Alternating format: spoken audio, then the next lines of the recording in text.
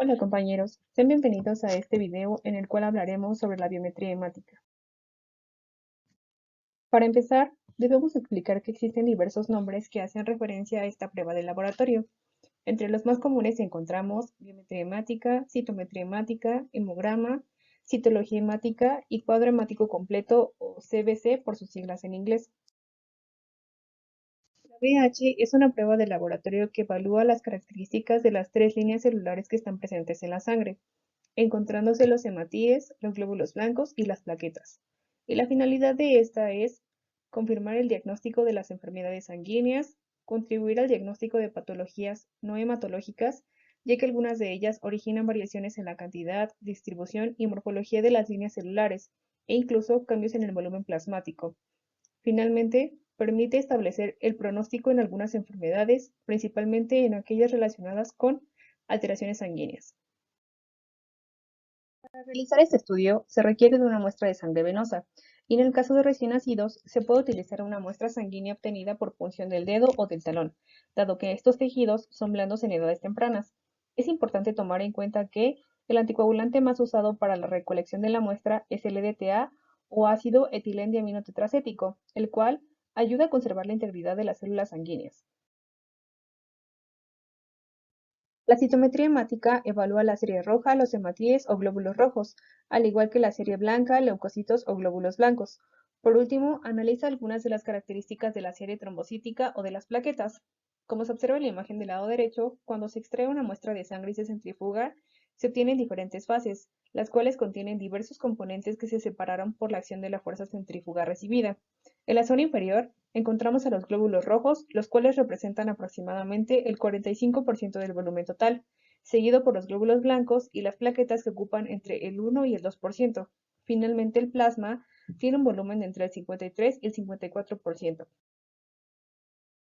En este video se describirán las pruebas que evalúan a la serie roja.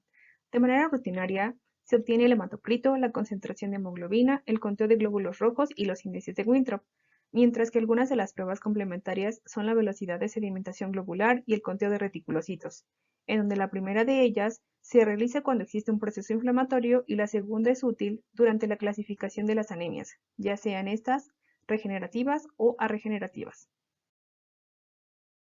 En primera instancia, hablaremos sobre la velocidad de sedimentación globular, para la cual utilizaremos sangre entera previamente homogeneizada y en la mayor parte de los casos conservada con EDTA y en refrigeración.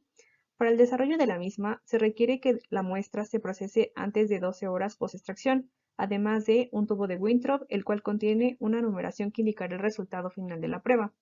Es de vital importancia saber que el resultado de la BCG dependerá de la concentración de proteínas plasmáticas en la muestra, ya que éstas modifican la carga de los hematíes y por lo tanto la atracción o repulsión entre los glóbulos rojos y otras moléculas, determinando el valor final de la BSG. Asimismo, el resultado puede dilucidar cambios en el número, el tamaño y la forma de los glóbulos rojos. El fundamento de la BCG involucra colocar sangre venosa en un tubo de Winthrop y medir la distancia de desplazamiento de los elementos formes tras una hora. En la zona inferior derecha se observa un esquema que indica de manera general el procedimiento para la determinación de la BSG. En primera instancia, se debe homogeneizar la sangre por inversión. Posteriormente, con ayuda de una pipeta Pasteur, se llenará el tubo de Winthrop hasta la marca de 0, evitando la formación de burbujas, ya que la presencia de estas culminará en un resultado erróneo. Después, se debe colocar el tubo en una gradilla de sedimentación, la cual está ajustada perfectamente a una posición horizontal, y en ese lugar se dejará reposar durante 60 minutos para permitir la sedimentación de la sangre. Por último, se medirá el desplazamiento y se emitirá un resultado final. El resultado se expresa en milímetros de plasma visualizados después de la eritrosedimentación por cada 60 minutos. Los valores de referencia son diferentes tanto para hombres como para mujeres durante la adultez, ya que se sabe que la eritropoyesis es un proceso regulado hormonalmente, principalmente por la eritropoyetina y en segunda instancia por la testosterona, lo cual determina la concentración de hematíes en cada género y como consecuencia variaciones en los resultados en ambos sexos. De manera normal, los hombres tienen una BSG de 0 a 9 milímetros por hora, mientras que las mujeres el rango va desde los 0 hasta los 20 milímetros por hora. Diversos estudios consideran que la BCG es una medida indirecta de la inflamación, pues se sabe que durante este proceso aumenta la cantidad de reactantes de fase aguda, como lo son el fibrinógeno y la proteína C reactiva, moléculas que favorecen la agregación de los hematíes mediante la modificación de la carga externa de cada glóbulo rojo. Es por ello que, durante un proceso inflamatorio, el aumento de proteínas o de reactantes de fase aguda potencia la agregación de los eritrocitos y permite la visualización de un mayor volumen de plasma e incrementa la velocidad de sedimentación globular. Con base en lo anterior, se justifica que los aumentos en la BCG se deben a inflamaciones agudas, como en el caso de los traumatismos e infecciones, o en inflamaciones crónicas, siendo algunos ejemplos las enfermedades autoinmunes y diversos tipos de cáncer. Finalmente, la disminución de la BCG denota una buena respuesta al tratamiento antiinflamatorio, principalmente en procesos crónicos, siendo este el caso de pacientes con artritis reumatoide, tuberculosis, entre otras. Otra de las pruebas que se realizará será la determinación de hemoglobina. Y para empezar tenemos que describir que es una proteína que se encuentra en el citoplasma de los eritrocitos y su función principal es transportar oxígeno desde los pulmones hacia los tejidos y dióxido de carbono desde los tejidos hacia los pulmones. Mediante el método modificado de Drapkin podemos cuantificar su concentración. Dicho reactivo contiene cianuro de potasio, ferricianuro potásico, fosfato monobásico de potasio y esterox, todos ellos suspendidos en agua destilada. Cada molécula de hemoglobina consta de 4 cadenas globínicas con un grupo hemo unido a cada una de ellas. La estructura del grupo hemo podemos observarla en la imagen que se encuentra del lado izquierdo, y de manera normal su átomo central debe estar en su estado ferroso para poder unirse al oxígeno. El fundamento de la prueba se basa en que el reactivo de Drapkin contiene ferricianuro potásico, el cual favorece la oxidación del átomo de hierro, obteniéndose metahemoglobina. En un segundo paso, el cianuro de potasio convierte a la metahemoglobina en cianometahemoglobina, y esta última se mide espectrofotométricamente a 540 nanómetros, en donde presenta su pico máximo de absorción.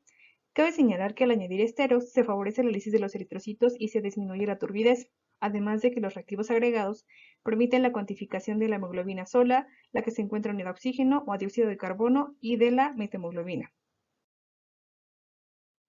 El siguiente esquema representa a grandes rasgos la metodología a seguir para cuantificar hemoglobina. En un inicio, se homogeneiza la muestra por inversión. Posteriormente, se toman 20 microlitros de sangre con una pipeta de Sally y se depositan en un tubo de 13 por 100 al que se le colocaron previamente 5 mililitros del reactivo modificado de Drapkin. Durante este paso, se debe limpiar la zona exterior de la pipeta para evitar adicionar más sangre de la requerida, y al colocar la sangre dentro del reactivo, se debe enjuagar de 3 a 5 veces con el mismo líquido. Después, se cubre el tubo con ayuda de un papel parafilm, se mezcla en un vórtex durante algunos segundos y se deja reposar durante 3 minutos a temperatura ambiente con el objetivo de favorecer la formación de la cianometahemoglobina. Finalmente, se ajusta a cero el espectrofotómetro con ayuda del reactivo de Drapkin y se lee a 540 la extinción de la muestra.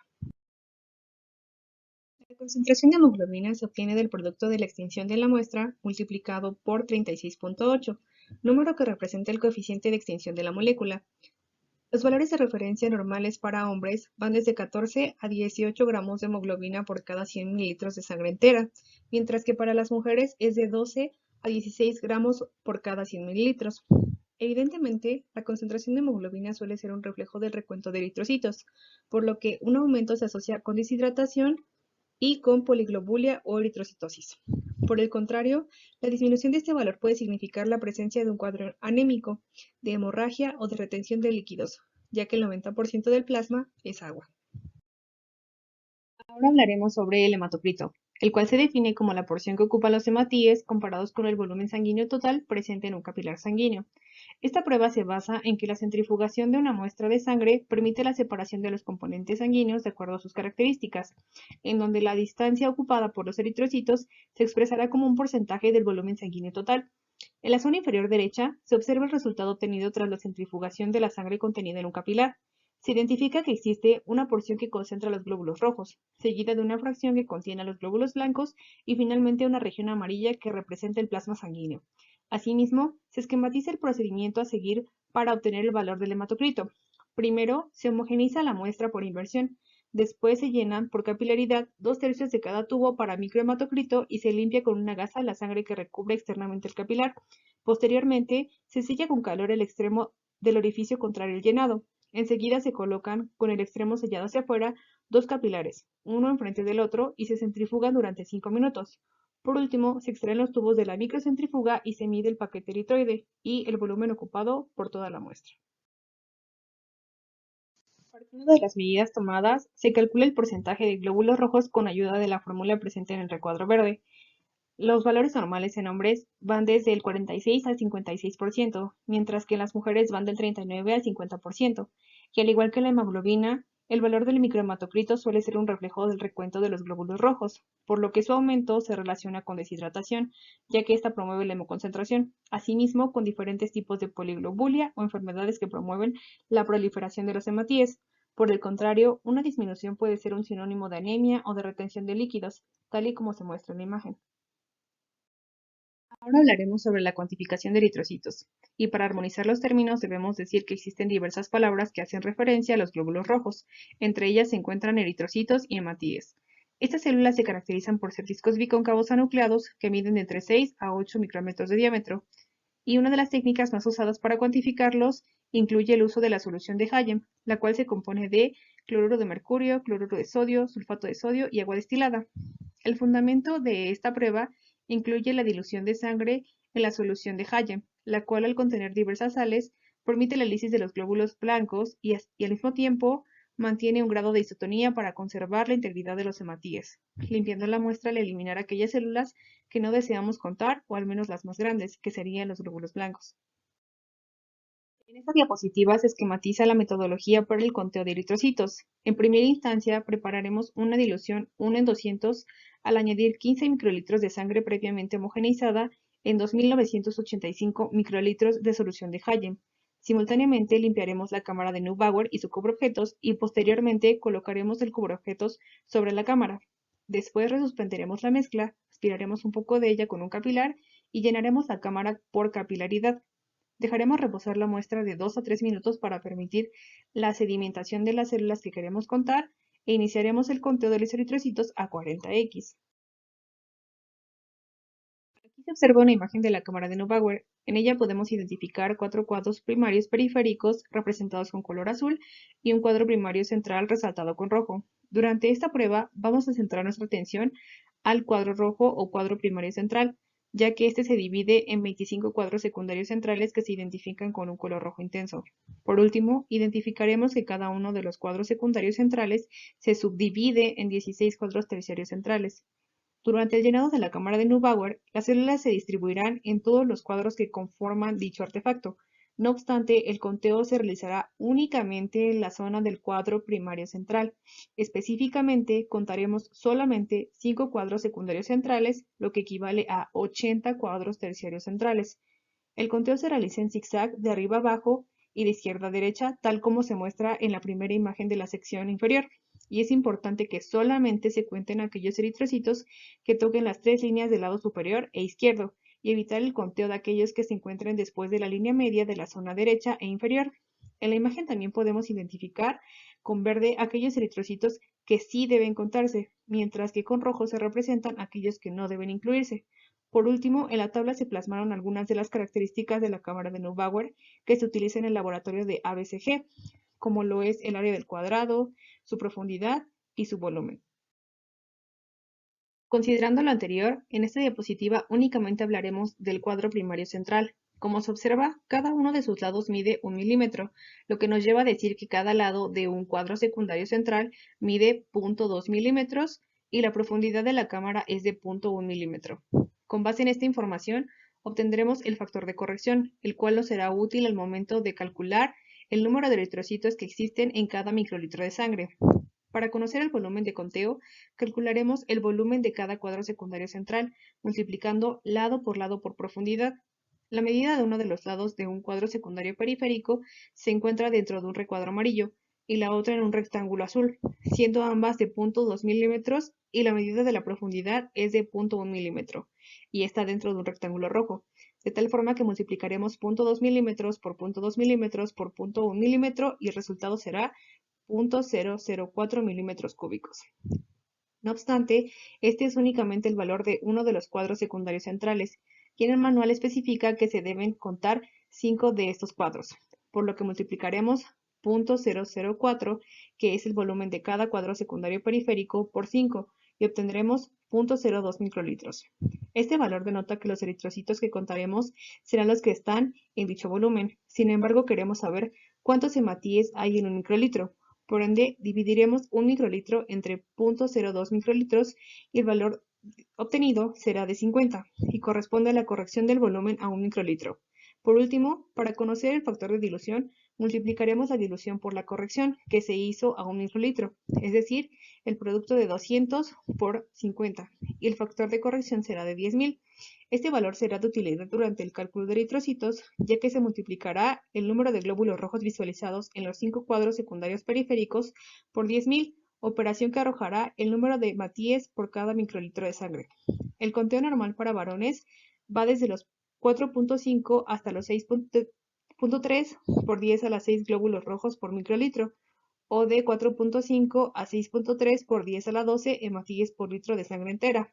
Por otro lado, los valores normales en mujeres van desde los 3.8 hasta los 5.6 por 10 a la 6 glóbulos rojos por microlitro, o de 3.8 a 5.6 por 10 a la 12 hematíes por litro de sangre entera, enfatizando en que los hombres tienen una mayor concentración de eritrocitos, dado que la eritropoyesis se regula hormonalmente, principalmente por la eritropoyetina y la testosterona. Considerando lo anterior, en términos del significado clínico, el aumento de glóbulos rojos también puede conocerse con el nombre de poliglobulia y generalmente se relaciona con deshidratación, tumores que producen eritropoyetina, ya que estimulan la eritropoyesis, con enfermedades mieloproliferativas como la policitemia vera, con personas que habitan en zonas cuya altitud es mayor a la nivel del mar, ya que a mayor altitud disminuye la cantidad de oxígeno y por lo tanto el cuerpo necesita producir más hematíes con la finalidad de oxigenar cada célula del cuerpo. Por otro lado, la disminución de estas células está ligada a hemorragias agudas o crónicas, anemias de tipo hemolítico, al déficit de hierro que impide la síntesis de hemoglobina y con ella la formación de eritrocitos, o al déficit de vitamina B12 y de folatos que se asocia con anemia megaloblástica. Al igual que las lesiones en la médula ósea que imposibilitan la eritropoyesis, a enfermedad renal crónica que irrumpe la síntesis de eritropoyetina, la principal hormona responsable de la eritropoyesis, y a la sobrecarga de líquidos que asemejan un menor volumen de hematíes en comparación con el volumen ocupado por el plasma. Ahora hablaremos de los reticulocitos, los cuales son células anucleadas previas al eritrocito que miden de 7 a 10 micrómetros. Estos se caracterizan por tener una mayor concentración de hemoglobina y restos ribosomales que permiten su identificación microscópica al ser teñidos con colorantes suprarbietales, tales como el azul de metileno o el azul de cresil brillante. La técnica consiste en mezclar 0.15 ml de sangre previamente homogeneizada en 0.15 ml de azul de cresil brillante. Posteriormente, se toma con un capilar una pequeña cantidad de la mezcla y se coloca en un portaobjetos limpio y también seco. Después se realiza un frotis con ayuda de otro portaobjetos, se deja secar y se coloca en el microscopio. A 10x identificaremos si la preparación se tiñó adecuadamente, a 40x seleccionaremos la mejor área de evaluación y a 100x se realizará el conteo en zigzag. Para realizar el cálculo, contaremos 500 células incluyendo glóbulos rojos y reticulocitos, y realizaremos la operación que se encuentra en el rectángulo verde. Un adulto debe tener entre 0.5 y 2.5% de reticulocitos, esto tomando en cuenta el linaje eritroide total, asociando cualquier aumento a hemorragias, anemias hemolíticas y respuesta al tratamiento, como lo es en el caso de la anemia ferropénica, ya que la médula ósea intentará compensar el déficit de eritrocitos en sangre periférica mediante la activación de la eritropoyesis, reflejándose con un aumento de células inmaduras o de reticulocitos en sangre venosa, mientras que las disminuciones se asocian con alteraciones en la eritropoyesis, lesiones en la médula ósea o déficits nutrimentales que imposibilitan la producción normal de los elementos de la serie roja.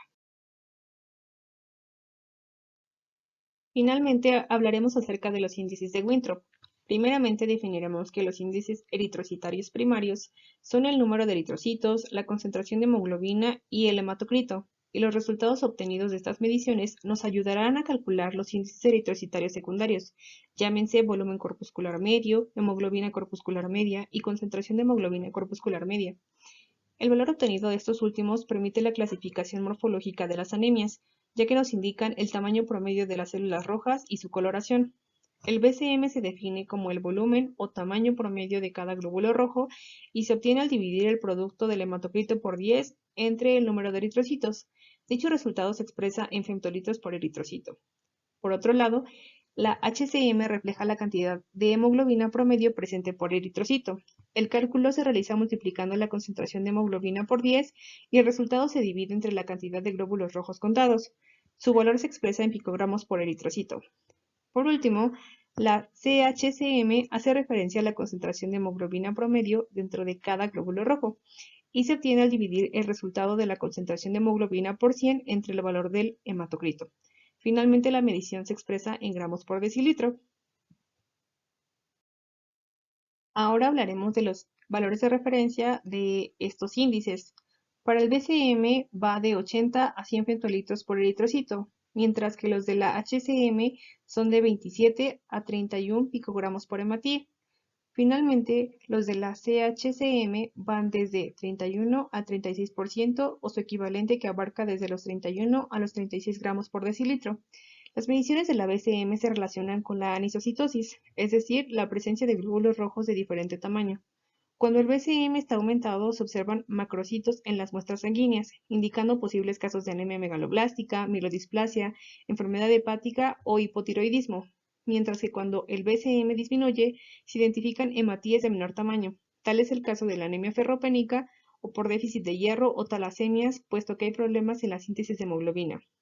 La HCM suele ser un reflejo del BCM y suele estar disminuida si las células son pequeñas, es decir, si su BCM es menor a 80 o si existe microcitosis, y suele estar aumentado cuando las células son grandes o si su BCM es mayor a 100 femtolitros por eritrocito.